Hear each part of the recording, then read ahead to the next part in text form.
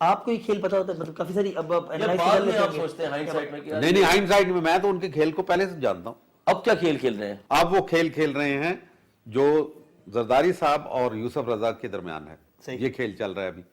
فوج نہیں آئے گی, مجھے یقین ہے کہ فوج کو وہ ابھی کسی اور پارٹی کو پھر لیکن وہ اس دفعہ یوسف رضا گیلانی صاحب کو, جیسے ضیاء الحق اور جنیجو کے درمیان اچھا کھیل کھیلا گیا.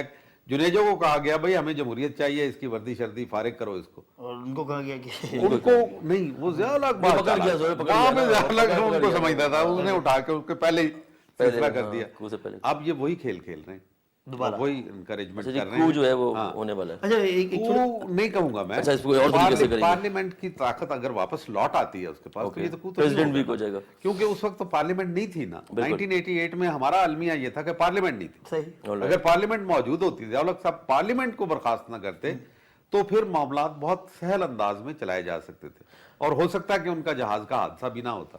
سر ایک سوال جو ہم اکثر, ایک بات جو ہم بولتے ہیں کہ یہ جو آج کل جو بھی ہو رہا ہے, ہم ضیاء کے دور کے بچے ہیں, ہم یہ کہتے ہیں کہ ضیاء الحق کے زمانے میں ہم نے دیکھا کہ وہ اغوانی آ رہے تھے, تو پھر ہیروئن بھی آنا شروع ہو گئی, تو پھر کلیشنکوف بھی آ گئی, تو پھر زبانوں پہ جھگڑے شروع ہو گئے, ریلیجس جھگڑے شروع ہو گئے. وہ کم تھے لیکن ایک دم سے پھٹنا شروع ہوئے 90s میں آ کے.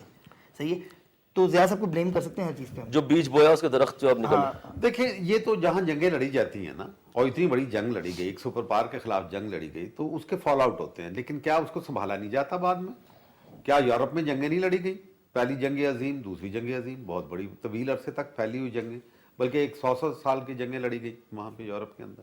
مسئلہ یہ ہے کہ جنگ جو ہے وہ ہر ایک چیز کو اکھاڑ پچھاڑ دیتی ہے, لیکن اس کے بعد جو حکمران آتے ہیں وہ ان کو سنبھالتے ہیں. اصل بات یہ ہے, جنگ لڑی گئی وہ ایک تاریخی واقعہ تھا, اس کے بعد اس کو سنبھالنا چاہیے تھا, وہ سنبھلا نہیں. اصل مسئلہ یہ تھا. تو جنگ غلطی تو نہیں تھی یہ لڑنا؟ نہیں, جنگ بذات خود وہ تو ایک واقعہ ہم نے تو نہیں کیا تھا, ہم نے چھیڑی تھی جنگ. نہیں وہ تو ہو رہی تھی, وہ تو اب روس کی غلطی کی وجہ سے ہوئی. اب وہ روس تسلیم کرتا ہے اس کو کہ ہم سے غلطی ہوئی.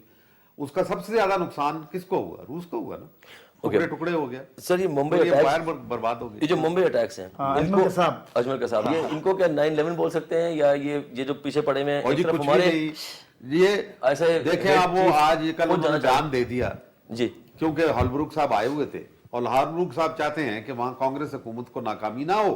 بالکل صحیح ہے. دیکھیں نا, یہ اتنے دن انکار کرتے کرتے اچانک وہ کھول دیے. وہ وجہ کیا ہے؟ وہ کیونکہ معاہدے جو امریکہ کے ساتھ موجودہ بھارت کا تعلق قائم ہوا ہے وہ تو کانگریس نے کیا نا.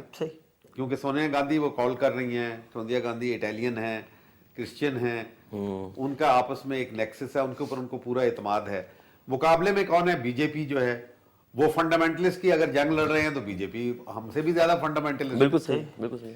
اس لیے اس کا نقصان ہو رہا تھا تمام کا تمام. اگر پاکستان کی طرف سے کوئی رد عمل نہ جاتا اس قسم کا جس سے انڈیا کی پبلک خوش ہو جاتی, تو فائدہ کس کا؟ الیکشن اپریل میں ہو رہے ہیں, کس کو ہوتا؟ بی جے پی کو فائدہ. بی جے پی کو فائدہ ہوتا. بالکل صحیح. امریکہ نہیں چاہتا کہ بی جے پی کو فائدہ. انہوں نے پاکستان کی گردن دبائی اور ان کو کہا کہ تم یہ قبول کرو تاکہ وہاں پہ ریلیف مل جائے کانگریس کو. اب تم نہیں ہوگا. اس کا تو یہ آئی ایس آئی اسٹائل نہیں تھا یہ, اور یہ کوئی جماعت اسٹائل نہیں تھا. دیکھیں آئی ایس آئی اتنی تو سمجھ, میں نے کہا نا کہ اس قدر بےہودگی سے کام کرنا, اور پھر اس وقت کے اوقات دیکھو, ہم دنیا میں محاصرے میں ہیں, فائدہ کس کو؟ ہر جرم کے پیچھے 3 چیزیں ہوتی ہیں, ایک جذبہ محرکہ, ابیلٹی ٹو ڈو اٹ, اور کون اس کا فائدہ اٹھاتا ہے. اب مجھے بتایا کس نے فائدہ اٹھایا؟ امریکہ نے فائدہ اٹھایا اس کا, کیونکہ یہ ساری واردات ہونے کے بعد نتیجہ کیا نکلے گا کہ ہندوستان کو وہ آمادہ کر رہے تھے کہ مزید فوجیں بھیجو, ہمارے پاس فوجوں کی کمی ہو گئی, جو نے بھیج دیں, ابھی اور بھیجی ہیں, مزید بھیجیں گے. مزید وہ کہہ رہے ہیں کہ بھئی ہم یہاں سے جب ہم جائیں یا اپنی کم کریں اپنے نقصانات کو, تو تمہارے لوگ جانے چاہیے, تمہاری فوجیں جانی چاہیے, اور ہم الگ ویک ہو رہے ہیں اس سے.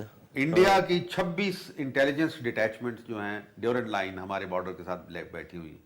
یہ ساری جو کاروائی ہو رہی ہے, سوات میں ہو رہی ہے یا کہیں اور ہو رہی ہے, باجوڑ میں ہو رہی ہے, یہ کہاں سے آ رہی ہے؟ ان کو اسلحہ کون دے رہا ہے؟ ان کو نئی نئی پیجروز کون فراہم کر رہا ہے؟ ریڈیو اسٹیشن کون کھول کے دے رہا ہے؟ وہ 7-8 سال سے یہاں بیٹھے ہوئے, کیا دے آر پلینگ ماربلز, بنٹے کھیل رہے ہیں وہاں پہ بیٹھے ہوئے, ظاہر ہے کام کر رہے ہیں نا. آپ دیکھ رہے ہیں اسفر مانی شو فرنٹ فٹ پہ.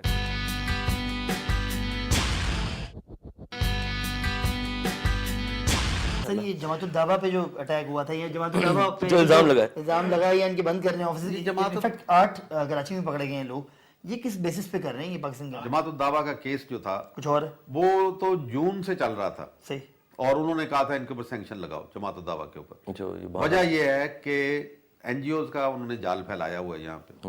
بالکل پاکستان کے اندر کوئی 1,27,000 این جی اوز کام کر رہی ہیں مختلف ناموں سے، خوب پیسہ بنایا جا رہا ہے. حکومتوں کے لیے پیسہ نہیں ہے، این جی اوز کے لیے بہت پیسہ ہے، لمبی لمبی تنخواہیں ان کو دی جاتی ہیں. وہ کام کیا کر رہے ہیں؟ وہ ہمارے مخالف کر رہے ہیں. لیکن جماعت الدعوہ، الرشید ٹرسٹ اور اس قسم کی جو اسلامی این جی اوز ہیں جنہوں نے زلزلے میں بہت خدمت کی، سرٹیفکیٹ ان کو ملے، یونائٹڈ نیشن نے اس کو بہت سراہا، ان کو وہ برداشت نہیں کر سکتے. یہ ایک اور جنگ کا حصہ ہے، این جی اوز کی جنگ ہے. اسلامی N G Os must not come. Sir وہ ہم بات کر رہے تھے کہ آئی ایس آئی کی تھوڑا سا اندر چلتے ہیں، آپ تھوڑا سا بریف کر دیں ہمیں. مختلف گیجٹس ہوتے ہیں، مختلف چیزیں ہوتی ہیں، امریکہ سے بھی کچھ چیزیں ملیں، کچھ چیزیں آپ لوگوں نے خود بھی اسٹارٹ کی، ایجاد کی.